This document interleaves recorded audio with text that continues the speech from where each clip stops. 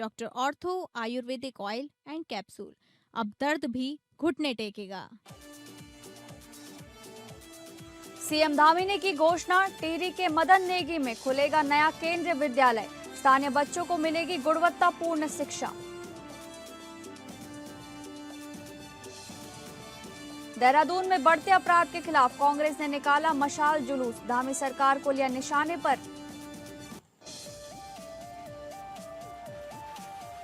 चारधाम यात्रा के लिए हेली सेवा की टिकटिंग व्यवस्था को बनाया जाएगा पारदर्शी, हेली सेवा टिकटिंग अब पूरी तरह ऑनलाइन होगी। शटल सेवा, टिकटिंग प्रक्रिया और संचालन से जुड़ी व्यवस्था पर हुआ मंथन।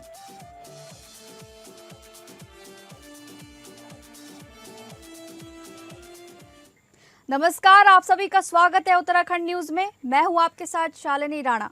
शुरुआत करेंगे उत्तराखंड से जुड़ी खबरों की। केंद्रीय विद्यालय संगठन ने टिहरी के मदन नेगी में नया केंद्रीय विद्यालय स्वीकृत किया है, जो 2026-27 सत्र से शुरू होगा। मुख्यमंत्री पुष्कर सिंह धामी ने केंद्र सरकार का आभार व्यक्त किया। केंद्रीय विद्यालय संगठन की ओर से टिहरी जनपद के मदन नेगी में नए केंद्रीय विद्यालय को स्वीकृति प्रदान की गई है, जो सिविल सेक्टर के अंतर्गत शैक्षणिक स्तर 2026-27 से प्रारंभ होगा।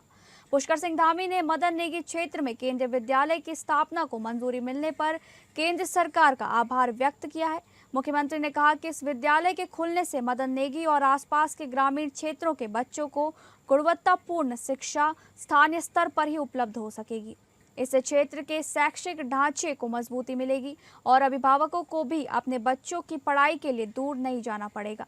उन्होंने ये भी कहा कि केंद्र और राज्य सरकार युवाओं के उज्जवल भविष्य के निर्माण के लिए शिक्षा के क्षेत्र में लगातार कार्य कर रही है। प्रवेश प्रक्रिया सभी औपचारिकताएं पूरी होने के 30 दिनों के भीतर शुरू कर दी जाएगी। उल्लेखनीय है कि ये निर्णय भारत सरकार की उस योजना का हिस्सा है जिसके तहत देश भर में 80 से ज्यादा नए केंद्रीय विद्यालय खोले जा रहे हैं। मदन नेगी का विद्यालय भी इसी योजना में शामिल है।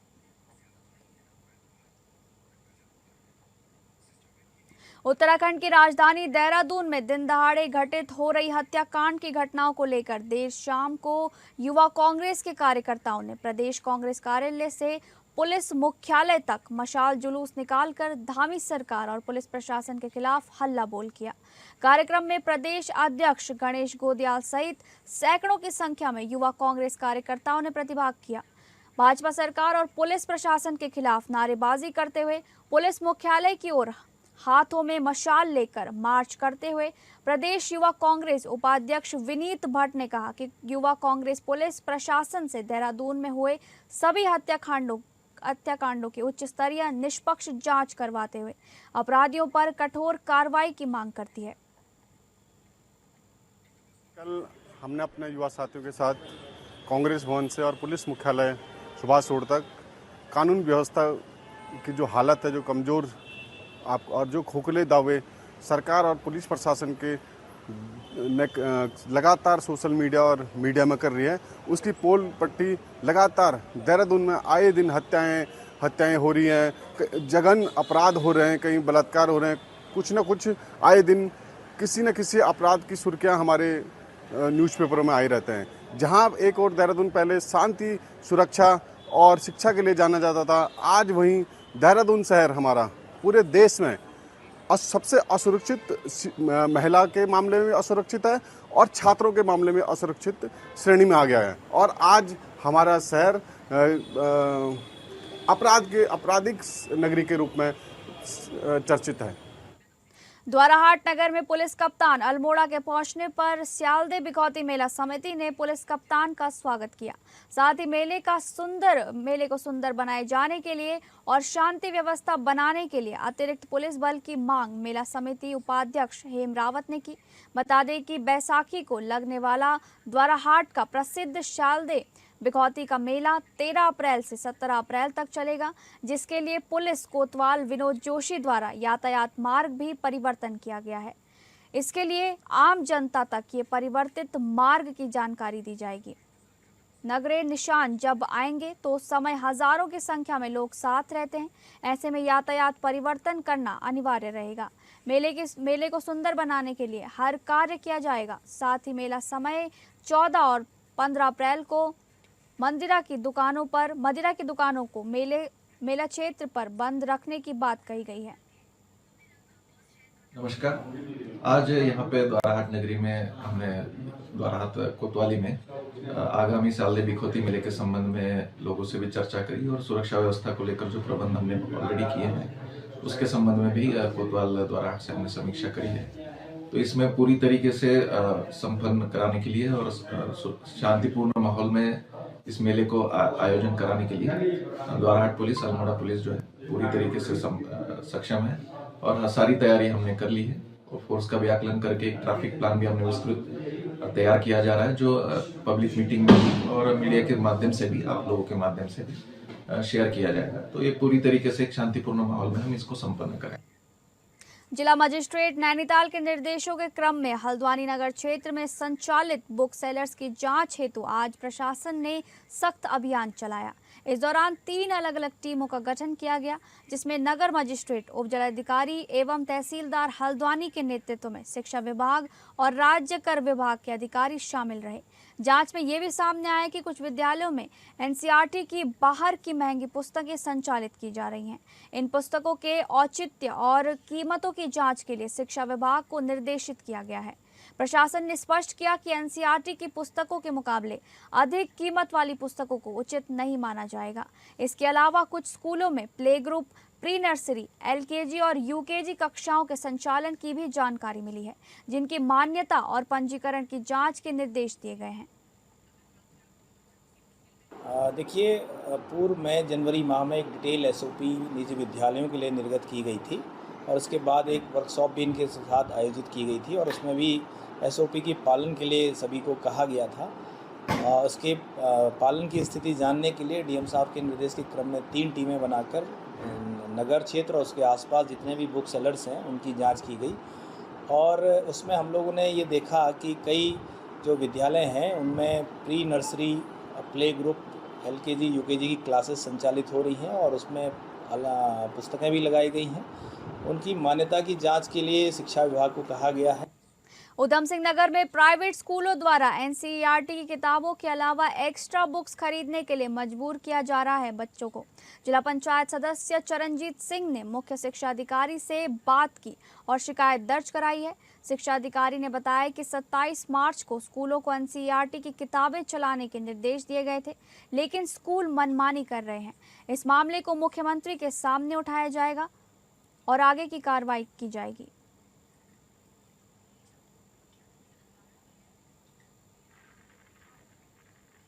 पटरी व्यापारियों द्वारा कल मॉल रोड पर दुकान लगाए जाने और शांति भंग होने की आशंका को देखते हुए आज उप जिलाधिकारी राहुल आनंद के नेतृत्व में गांधी चौक से झूला घर तक फ्लैग मार्च निकाला गया।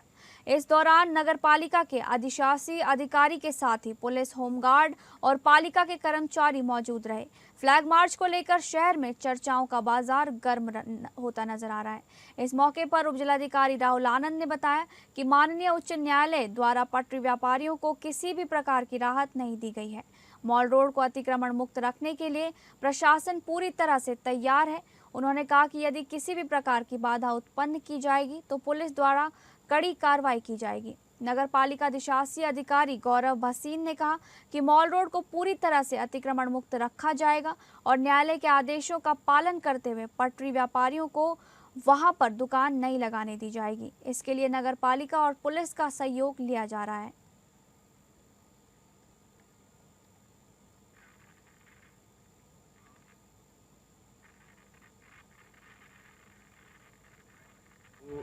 पटरी व्यवसायियों का मुद्दा है वो विजय कई महीनों से और मैं कहूँगा कई सालों से चल रहा है और इसमें नगर पालिका ने, प्रशासन ने, पुलिस ने नियमानुसार जो है टीवीसी का गठन किया और विगत 6 माह में ये पूरी कार्रवाई चली और उसके बाद जो है जो निर्धारित प्रक्रिया है मानकों के अनुसार और सरकारी आदेशों के अनुसार उनके तहत जो मॉल रोड है उसको नो वेंडिंग जोन घोषित किया गया और आप भी देख रहे हैं पिछले ही दिनों में कितना ट्रैफिक जैम और कितना जो है टूरिस्ट की भीड़ इतनी ज़्यादा रही है कि मॉल रोड पे चलने की भी जगह नहीं है। देखिए, हमें सूचना प्राप्त हुई कि जो हमारे यहाँ नगर पालिका और प्रशासन द्वारा कार्रवाई की थी मॉल रोड को अतिक्रमण मुक्त करने की, तो कुछ जो हमारे फड़ व्यापारी है, हमें सूचना मिली कि वो जबरदस्ती जो है कल बैठने का प्रयास करना चाह रहे। तो हम इसी के माध्यम से, फ्लैग मार्च के माध्यम से संदेश देना चाहते हैं कि मॉल रोड अतिक्रमण मुक्त था और वैसी तरह मुक्त रहेगा। और जैसा कि माननीय उच्च न्यायालय ने भी एक पिटीशन दायर हुई है अभी इसी माल रोड पे फड़ व्यापारियों द्वारा, उसमें भी उनको कोई राहत नहीं दी गई है। उच्च न्यायालय द्वारा भी बिल्कुल स्पष्ट आदेश है कि अभी नहीं बैठने देना मॉल रोड पे। मॉल रोड से हटाए गए पटरी व्यापारियों की एक बैठक आयोजित की गई, जिसमें निर्णय लिया गया कि सभी पटरी व्यापारी मॉल रोड पर अपनी दुकान लगाएंगे। इसके साथ ही टिहरी बस स्टैंड से गांधी चौक तक मशाल जुलूस निकाला जाएगा। इस बैठक में कहा गया कि मसूरी मॉल रोड के पटरी व्यापारी पिछले 9 महीनों से बेरोजगार हैं और नगर पालिका द्वारा तानाशाही की कार्रवाई की जा रही है। उन्होंने कहा कि इस बार आर पार की लड़ाई लड़ी जाएगी। इस मौके पर पटरी व्यापारी संघ अध्यक्ष संजय टमटा ने बताया कि पिछले 1 वर्ष से पटरी व्यापारी परेशान हैं और उनके घर का चूल्हा नहीं जल पा रहा है, लेकिन नगर पालिका अध्यक्ष द्वारा तानाशाही रवैया अपनाया जा रहा है। उन्होंने कहा कि उच्च न्यायालय में वार्ड दायर किया गया है, जिसमें न्यायालय द्वारा नगर पालिका को 4 सप्ताह के भीतर जवाब देने के लिए कहा गया है, लेकिन मॉल रोड पर नगर पालिका द्वारा बेंच लगाई जा रही है ताकि वहां पर पटरी व्यापारी न बैठ पाए।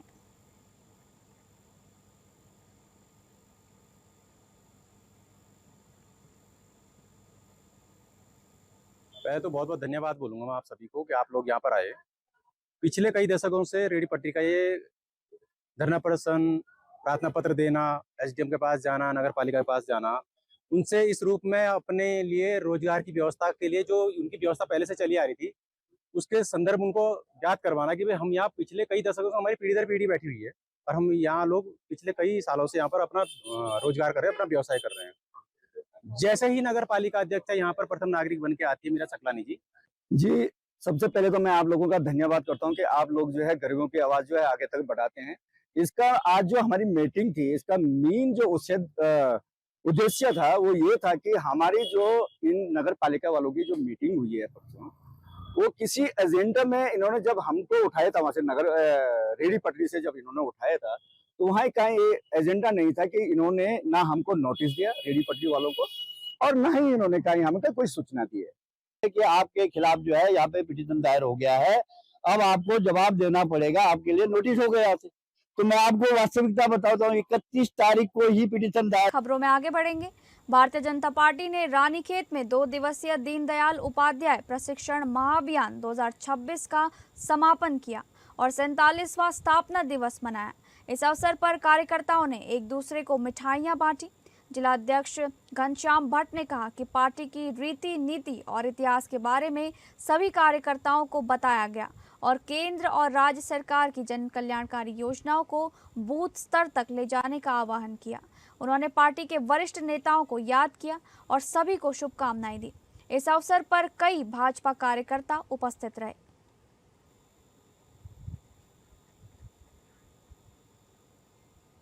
रुड़की की भगवानपुर तहसील के बुग्गावाला थाना क्षेत्र के बंदरजूड़ गांव में दानिश नाम के एक व्यक्ति के द्वारा अपनी पत्नी शाहीन को 3 तलाक देकर घर से बाहर निकालने का मामला सामने आया है। विवाहिता का आरोप है कि पति और ससुराल पक्ष के लोग दहेज के लिए उसे परेशान और मारपीट करते थे। पुलिस ने पीड़िता की तहरीर के आधार पर विवाहिता के पति पर 3 तलाक और पति सहित ससुराल पक्ष के लोगों पर दहेज एक्ट का मुकदमा दर्ज कर लिया है। पीड़िता फिलहाल अपने मायके में रह रही है। पीड़िता का परिवार अब उत्तराखंड सरकार के यूसीसी कानून और उत्तराखंड के मुख्यमंत्री पुष्कर सिंह धामी की जमकर तारीफ कर रहा है। बंदरजूड़ गांव निवासी शाहीन नाम की एक युवती की शादी करीब 2.5 साल पहले बंदरजूड़ गांव निवासी दानिश नाम के एक युवक से हुई थी। विवाहिता का आरोप है कि शादी के बाद से ही ससुराल पक्ष के लोग और पति दहेज के लिए उसके साथ मारपीट करते थे, जिसके बाद पति के द्वारा कुछ दिन पहले विवाहिता शाहीन को 3 तलाक देकर घर से निकाल दिया है, जिसके बाद से ही विवाहिता अपने मायके में रह रही है। जिसके बाद पीड़िता द्वारा पुलिस को तहरीर देकर पति पर 3 तलाक और पति सहित ससुराल पक्ष पर दहेज के लिए उत्पीड़न करने का आरोप लगाया गया है। पुलिस ने तहरीर के आधार पर पति 3 तलाक और पति सहित ससुराल पक्ष के लोगों पर दहेज एक्ट का मुकदमा दर्ज कर लिया है।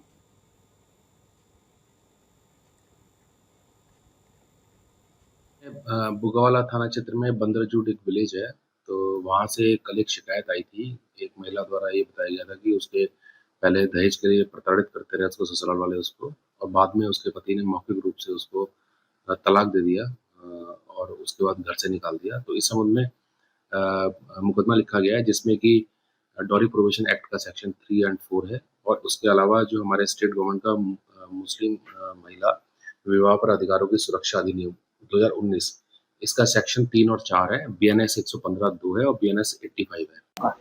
सर, मेरा नाम शाहीन है। जब से मेरी शादी हो रखी है, मेरे साथ गंदा व्यवहार हो रहा था और अब तक मैं सहती रही। मैंने अपने घर भी नहीं बताया। हद से पार हो गई ये बात। अब मैंने अपने घर और मेरे साथ मेरी सासू लड़के को छोटी छोटी बातें बताकर मार पिटाई करवाती थी। विकासनगर और चक्राता क्षेत्र में रात से ही झमाझम बारिश हो रही है। ऐसे में किसानों की चिंता बढ़ गई है, क्योंकि इस समय कई फसलें तैयार अवस्था में हैं और बारिश से नुकसान की आशंका है। विकासनगर और चक्राता के ग्रामीण इलाकों में अचानक होने वाली बारिश किसानों के लिए परेशानी बन सकती है। खासकर इस समय खेतों में खड़ी गेहूं की फसल पकने की स्थिति में है, जिस पर तेज बारिश और हवा से गिरने का खतरा रहता है। इससे उत्पादन में भारी गिरावट आ सकती है। इसके अलावा सरसों की बची हुई फसल, चना और मसूर जैसी दलहनी फसलें भी बारिश से खराब हो सकती हैं। खेतों में पानी भरने से दाने काले पड़ने और सड़ने का खतरा बढ़ जाता है। वहीं क्षेत्र में उगाई जाने वाली सब्जियां जैसे टमाटर, मटर, गोभी और हरी सब्जियां बारिश और जलभराव से सबसे ज़्यादा प्रभावित होती हैं। ज़्यादा नमी के कारण इनमें फफूंद और रोग लगने का खतरा बढ़ जाता है, जिससे किसानों को आर्थिक नुकसान उठाना पड़ सकता है। चक्राता के पहाड़ी इलाकों में बारिश के साथ मिट्टी का कटाव भी एक बड़ी समस्या बनता जा रहा है, जिससे खेतों की उपजाऊ मिट्टी बहने का खतरा रहता है। मौसम विभाग की चेतावनी के बाद प्रशासन और कृषि विभाग ने किसानों को सतर्क रहने की सलाह दी है। किसानों से अपील की गई है कि वे जल्द से जल्द तैयार फसलों की कटाई करें और जल निकासी की व्यवस्था सुनिश्चित करें, ताकि नुकसान को कम किया जा सके।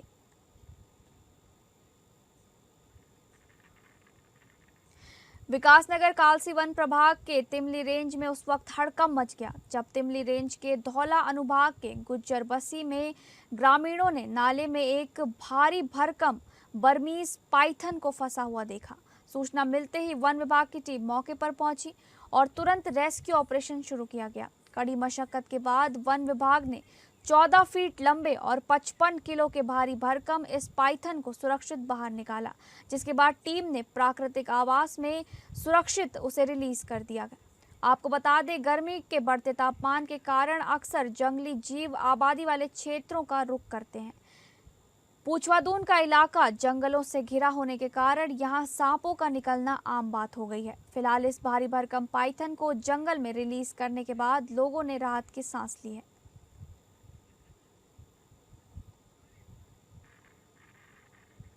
उत्तराखंड में आगामी 4 धाम यात्रा को सुगम और व्यवस्थित बनाने के लिए हेली सेवा की टिकटिंग व्यवस्था को इस बार पूरी तरह समयबद्ध और पारदर्शी बनाया जा रहा है।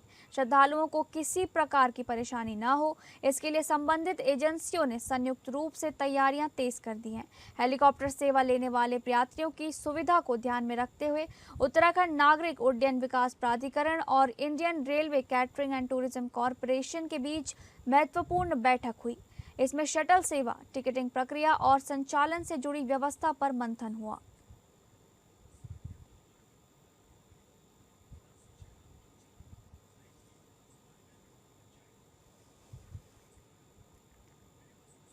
फिलहाल उत्तराखंड न्यूज में बस इतना ही। नमस्कार।